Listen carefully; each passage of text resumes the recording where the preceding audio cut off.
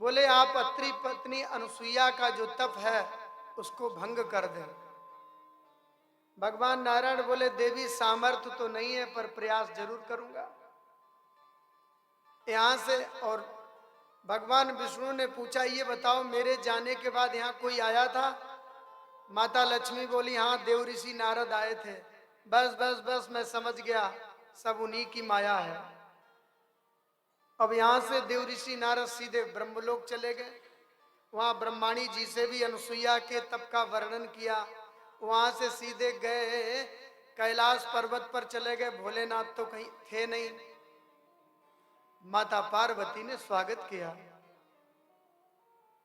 स्वयं के हाथ के बनाए हुए मोदक नारद जी को खिलाए। नारद जी अमृत में मोदक पाते हुए मुंह बिगाड़ करके बोले मां इन मोदकों में स्वाद तो बहुत है पर उन मोदकों जैसा स्वाद इनमें नहीं है। माता पार्वती बोली नारद ये कौन से मोदक? बोले मां मैं अत्रि पत्नी अनुसुईया के आश्रम में गया था। उन्होंने जो मोदक खिलाए थे ना उनका सा स्वाद इन मोदकों में नहीं है। हाँ मां मुझे याद आया, उनके जैसी तपस्विनी कोई महान पतिव्रता भी नहीं है।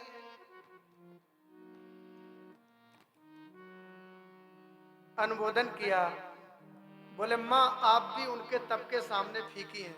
अब नारद जी को तो अपनी बात पूरी कर ली। अब माता पार्वती भी उदास हो गई। थोड़ी देर बाद भोलेनाथ आ गए। भोलेनाथ ने कहा क्या बात है देवी, आजकल तुम कुछ उदास मालूम पड़ रही हो। बोले चुप रहो, उदास उदास कुछ नहीं। हाँ हमें तो कपट मालूम पड़ता है। क्या? बोले हमने अब तक आपसे कुछ भी नहीं मांगा। भोलेनाथ बोले मना कब किया, मांग लो ना देवी जी। 3 बार वचन ले लिया, 3 बार वचन हो जाए तो व्यक्ति इधर उधर नहीं कर सकता। बोले आप अनुसुईया के तप को भंग कर दें। अब देखो तीनों देवियों ने ये सुनने में बात जरा अटपटी लगती है लेकिन इसका उत्तर पक्ष क्या है? तीनों ही ब्रह्मा विष्णु और महेश रूप बदल करके अनुसुईया के आश्रम की तरफ चल पड़े। बोलो जय श्री कृष्ण। नदी के किनारे तीनों देवता मिल गए। अत्रि महाराज नदी के किनारे तप करने चले गए। अनुसुईया के आश्रम पर ये ब्रह्मा विष्णु महेश छद्म वेश रूप धारण करके अनुसुईया के आश्रम पर आए। आवाज लगाई माता भिक्षाम देही। अनुसुईया ने देखा देखो देखो कितने सुंदर महात्मा आए हुए हैं। माता अनुसुईया भिक्षा लेकर के आई। जहां ब्रह्मा विष्णु महेश स्वयं भिक्षुक बनकर के आए हों उसके सौभाग्य का वर्णन विधाता ब्रह्मा भी नहीं कर सकता है। माता अनुसुईया भिक्षा लेकर के आई। जब भिक्षा देने लगी तो तीनों देवता बोल पड़े हम ऐसे भिक्षा नहीं लेते हैं, आप विवस्त्र होकर के मुझे भिक्षा दीजिए तो मैं स्वीकार करेंगे। अनुसुईया ये बात सुनकर के दंग रह गई। हे भगवान इन्हें भिक्षा से मतलब होना चाहिए, ये कैसे भिक्षुक हैं? अनुसुईया ने ध्यान लगा करके देखा तो सारे रहस्य को समझ गई। अरे ये तो वही हैं जिन्होंने इस शरीर की रचना की है। जिस परमात्मा ने इस शरीर की रचना की उसके सामने जीवात्मा 1000 वस्त्र भी पहन ले तो भी निर्वस्त्र ही तो है। समझ गई अनुसुईया। तपस्या बड़ी अद्भुत थी। सुखदेव जी कहते राजन अनुसुईया ने अपने कमंडलू से जल लिया और जल अभिमंत्रित करके जैसे ही जल के छींटे मारे और वो ब्रह्मा विष्णु महेश जो थे ना वो 6-6 महीने के बालक बन गए। और उनको तीनों बालकों को पकड़ करके पालने में सुला दी, पालने में लिटा करके थप्पी मार करके सुला दिया। पड़े रहो, बोलो जय श्री कृष्ण। सज्जनों, यह है एकाग्रता की महिमा।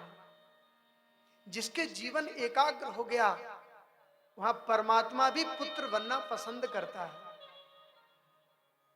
बोलो जय श्री कृष्ण। तीनों ब्रह्मा विष्णु महेश अनुसुईया के आश्रम में पलने में झूल रहे हैं। सुखदेव कहते हैं परीक्षित जरा एक बार आंख बंद करके दृश्य देखो, इतना आनंद कहां मिलेगा। तीनों बालक अनुसुईया के आश्रम में झूल रहे हैं। आज अत्रि महाराज समय से पूर्व आ गए। अपने आश्रम में पालने में लेटे हुए 3 बालकों को, 3 शिशुओं को देखा। अत्रि ने सोचा ये 3 बालक अचानक ये कहां से आ गए। अनुसुईया से पूछा, ए देवी, ये 3 बालक ये कहां से आ गए अचानक। महाराज जी आपके ही पुत्र हैं। अरे वाह देवी, अचानक ही 3-3 बेटा।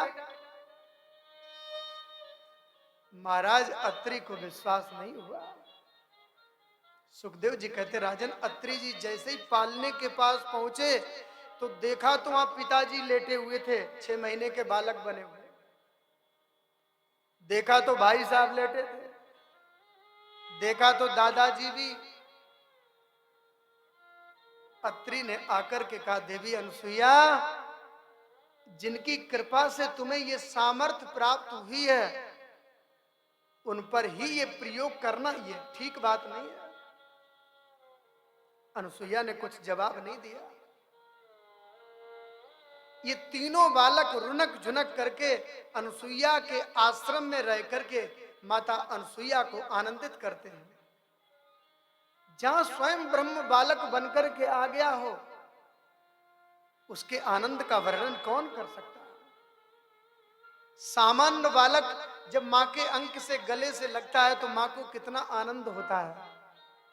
जहां परमात्मा स्वयं ब्रह्मा विष्णु महेश पुत्र बनकर के आए हो तो अनुसुईया के आनंद का वर्णन कौन कर सकता है। सुखदेव जी कहते राजन,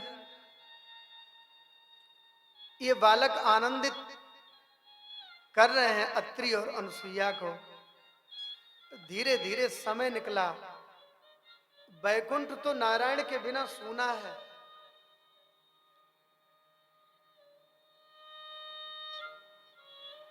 कैलाश पर्वत भी सूना है। ब्रह्मलोक में ब्रह्मा जी भी नहीं है।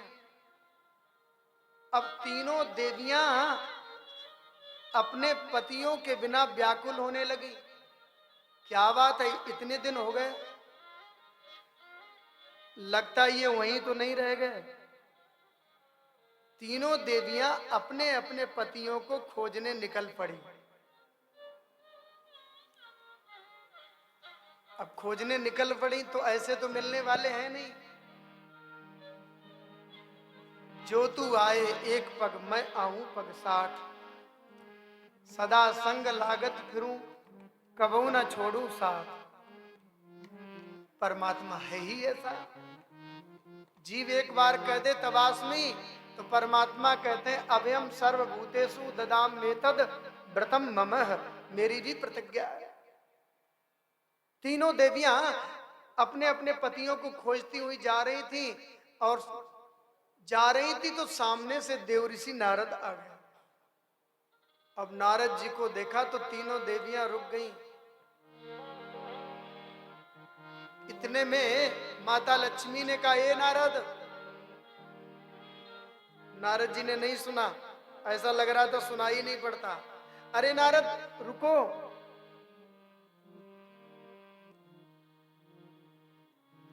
नारद जी बोले, आजकल हम मौन रहते हैं माता, मैं अनुष्ठान कर रहा हूं, आजकल मैं किसी से बात नहीं करता। ब्रह्माणी ने कहा, नारद हम तुम्हारी मां हैं और मां से किसी भी अनुष्ठान में बात करना निषेध नहीं है। हमसे तो तुम बात कर ही सकते हो। नारद जी बोले कहिए क्या बात है। नारद जी तुम ये बताओ वे हैं कहां। नारद जी बोले वे कौन।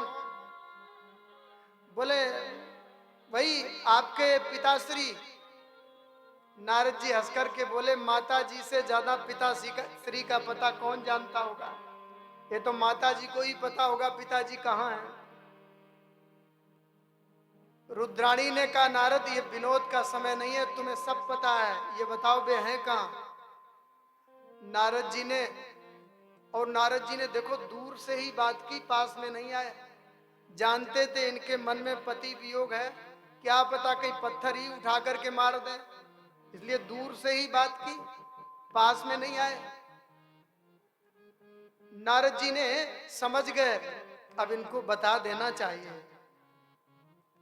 नारद जी ने उंगली से इशारा किया, माँ ये सब उसी पतिव्रता का चक्कर है, वो रही सामने उसकी कुटिया, चली जाओ। सुखदेव जी कहते राजन, तीनों देवियां अत्रि के आश्रम के बाहर जाकर के आवाज लगाई। जैसे ही आवाज लगाई माता अनुसुईया ने कहा आप कौन। तीनों देवियां बोली हम आपकी पुत्र वधू हैं। माता अनुसुईया का हृदय गदगद हो गया। ओह 3 बेटा मिल गए और जल्दी से 3 पुत्र वधुएं भी आ गई। माता अनुसुईया ने आवाज लगाई तो फिर ये पूछने की क्या बात है, ये तुम्हारा अपना ही घर है, अंदर चली आओ ना, जितना मेरा अधिकार है उतना तुम्हारा भी है। तीनों देवियां आश्रम में प्रवेश कर गई। जैसे ही तीनों देवियों ने प्रवेश किया समय से पूर्व ही अत्रि महाराज आ गए। ये बढ़ती माया को देख करके अत्रि महाराज ने पूछा अनुसुईया से, देवी ये सब कौन, ये सब कौन सी माया है। अनुसुईया बोली महाराज ये आपकी पुत्र वधुएं हैं। इशारा किया, तीनों देवियों ने अत्रि ऋषि को प्रणाम किया। अत्रि महाराज ने आशीर्वाद दिया, अनुसुईया ये 3 पुत्र वधुएं अचानक पहले आए तो अचानक 3 बेटा देखे, अब अचानक 3 बहुएं आ गई और ये बेटा तो 3-3 बिलांद के, ये बहुएं इतनी लंबी चौड़ी। हमारे पुराने समय में कहते थे ना, बोले बड़ी बहू और बड़े भाग, बोलो जय इस तरीके से। हाँ सुखदेव जी कहते राजन धीरे धीरे समय निकलने लगा। अब पुत्र वधुएं आ गई हैं तो खाली तो नहीं बैठेंगी, घर में काम करेंगी। अभी तीनों देवियां आश्रम का पूरा काम संभालती हैं। अत्रि और अनुसुईया को आनंदित करती हैं। ब्रह्मा विष्णु महेश आश्रम में पूरे तरीके से रौनक है। इनके सौभाग्य का वर्णन कौन कर सकता है। धीरे धीरे समय निकला। एक दिन माता अनुसुईया विश्राम कर रही थी। विश्राम करते समय तीनों देवियां माता अनुसुईया के चरण दबा रही थी। अचानक गर्म गर्म अश्रु बिंदु निकल करके अनुसुईया के चरणों पर गिर गए। थोड़े इशारे में माता अनुसुईया समझ गई। कमंडलू से जल लेकर के छींटे लगाए और तीनों ही ब्रह्मा विष्णु महेश के रूप में परिणित हो गए। बरम बुरिया तुम मुझसे वरदान मांगो, हम तुम्हारी तपस्या से प्रसन्न हैं। अत्रि और अनुसुईया ने स्तुति की, हे प्रभु ये सारा जगत आपकी ही माया है। मेरी यही इच्छा है आप तीनों ही ब्रह्मा विष्णु महेश पुत्र के रूप में हमें इसी आश्रम में आनंद प्रदान करें। भगवान ने तथास्तु कर दिया।